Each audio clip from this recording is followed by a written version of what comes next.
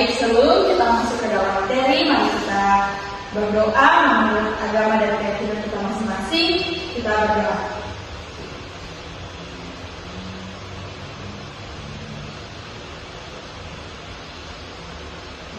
Amin. Baik, di sini Ibu akan membahas materi mengenai lulus SMA mau kemana sih? Nah, sebelum itu pasti anak-anak di sini sudah memiliki planning masing-masing setelah lulus nanti mau kemana.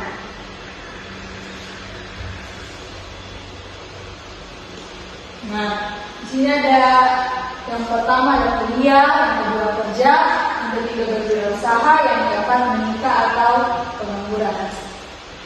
Nah, yang pertama itu ada kuliah. Jadi, kalau anak-anak ingin melanjutkan pendidikan, ingin mendapatkan gelar, dan ingin mendapatkan pengalaman yang lebih baik lagi, tentunya harus mengikuti karir untuk melanjutkan kuliah. Dan yang kedua ada kerja. Kalau anak-anak ingin cepat mempunyai penghasilan sendiri, ingin membantu keluarga, membantu orang tua untuk memenuhi kebutuhan rumah tangga, jadi anak-anak bisa melanjutkan untuk kerja. Dan yang ketiga, berwirausaha.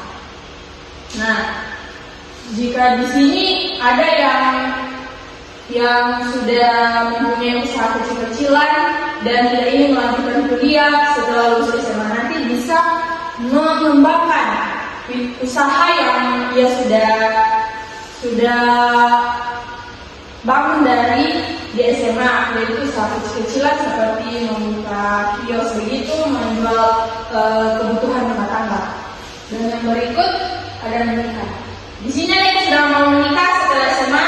Iya, bisa Ibu. Iya Ibu. Oke, baik.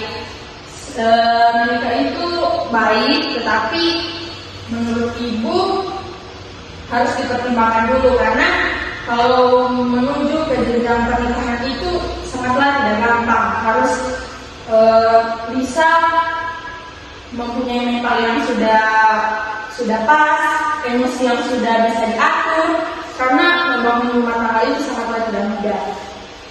Dan atau pengangguran itu sangatlah tidak baik, hanya bermalas-malasan di dalam rumah dan tidak bisa membangun keluarga dan tidak bisa membantu orang tua dengan membutuhi kebutuhan keluarga. Baik, yang berikut kita akan membahas keunggulan dari beberapa poin yang telah muncul di PPT tadi, di PPT sebelumnya. Yang pertama itu ada kuliah. Yang pertama dapat meningkatkan pengetahuan dan keterampilan.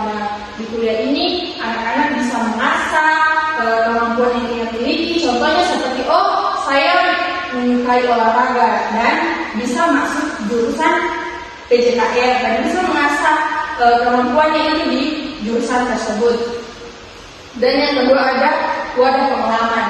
Nah, tentunya di dalam perkuliahan itu sudah bertemu banyak teman-teman, saling sharing, dan pastinya ada di sini tidak banyak. Mungkin ada yang mengikuti organisasi, pasti sudah mendapatkan pengalaman dan tidak akan kaget setelah kuliah nanti untuk menuju ke pekerjaan. Yang berikut, prospek kerja lebih baik. Nah, contohnya itu kalau kalian masuk ke jurusan BK kan, di wilayah kita saat ini masih banyak membutuhkan guru BK, dan setelah lulus nanti anak-anak tidak akan pusing lagi mencari pekerjaan karena guru BK saat ini sangat dibutuhkan. Nah, yang berikut ada kerja. Yang pertama, mandiri. Nah, di dalam kerja itu pasti anak-anak sudah dilatih untuk mandiri, untuk bisa membiayai kebutuhan sendiri dan mendapatkan penghasilan sendiri. Dan yang kedua, membantu perekonomian keluarga. Nah, membantu perekonomian keluarga ini karena mungkin dia mau melanjutkan ke jenjang perkuliahan, tetapi ekonomi yang tidak memadai, jadi dia sudah mulai bekerja dan bisa membantu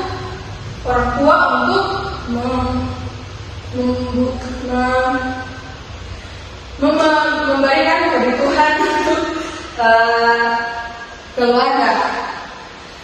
Yang ketiga, berwirausaha, membuka lapangan pekerjaan. Jadi banyak orang-orang di luar sana yang pengangguran. Anak-anak bisa rangkul mereka agar mereka dapat mempunyai pekerjaan dan tidak akan pengangguran lagi. Dan yang kedua, penghasilan tak terbatas. Tentunya berwirausaha itu tidak akan mengkhianati hasil.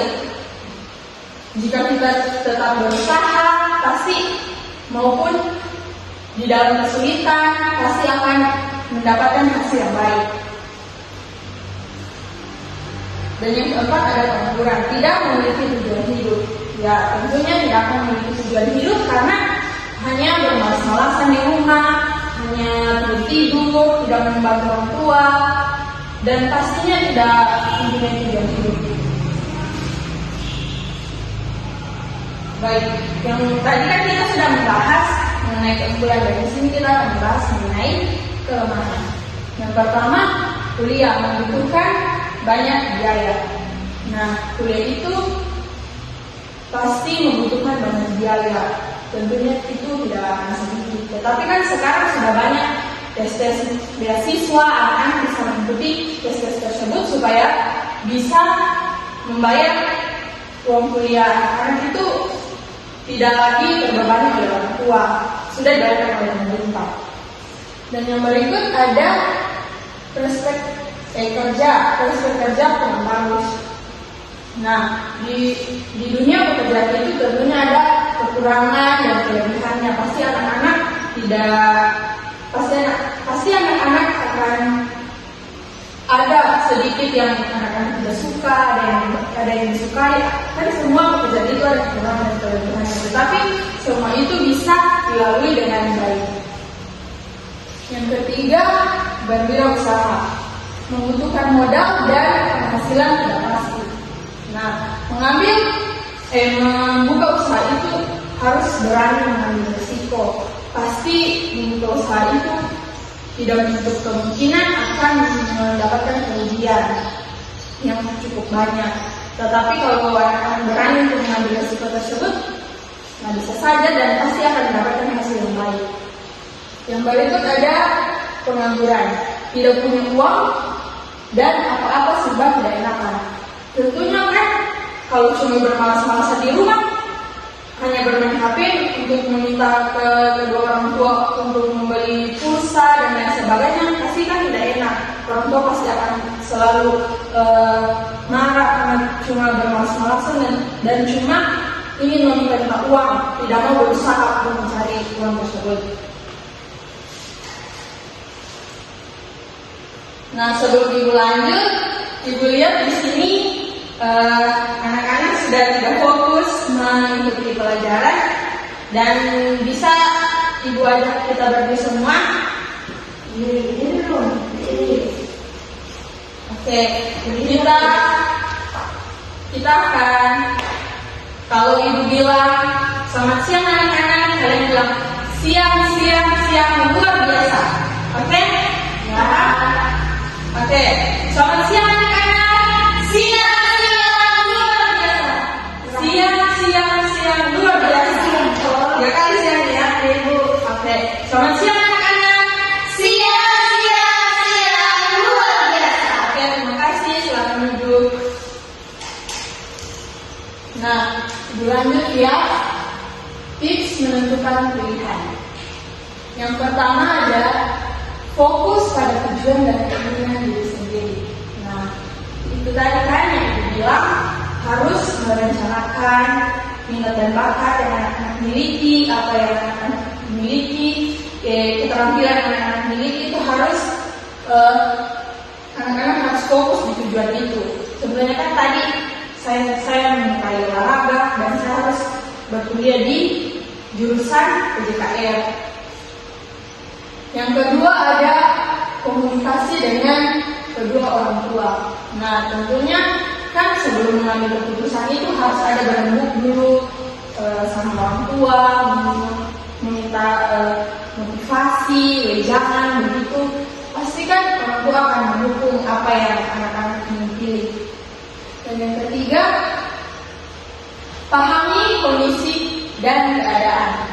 Nah, pahami kondisi dan keadaan ini maksudnya kan tadi mungkin perekonomian yang tidak memadai, dan pastinya anak-anak ingin melanjutkan ke jenjang perkuliahan karena perekonomian yang tidak memadai, anak-anak jangan memaksakan, ya. Yang keempat, tentukan pilihan. Nah, yang seperti yang pertama tadi itu fokus pada tujuan. Nah, tentukan pilihan. Tentukan pilihan itu saya harus tentukan dan harus pasti menentukan pilihan saya. Saya harus masuk ke jurusan ini, atau saya harus bekerja ke bidang ini. Saya harus berwirausaha, membuka usaha kecil-kecilan itu, harus berusaha untuk membuka usaha kecil seperti membuka kios, kebutuhan rumah tangga. Nah, yang kelima, yakin pada pilihan dan optimis. Nah, anak-anak setelah memilih tujuan yang kalian sudah ingin capai setelah lulus nanti, contohnya itu seperti kuliah, anak-anak harus optimis dan tidak boleh pendiriannya itu tadi lain dan nantinya lain lagi, karena itu tidak membuat kita sukses. Oke, lanjut. Nah, sekian pelajaran yang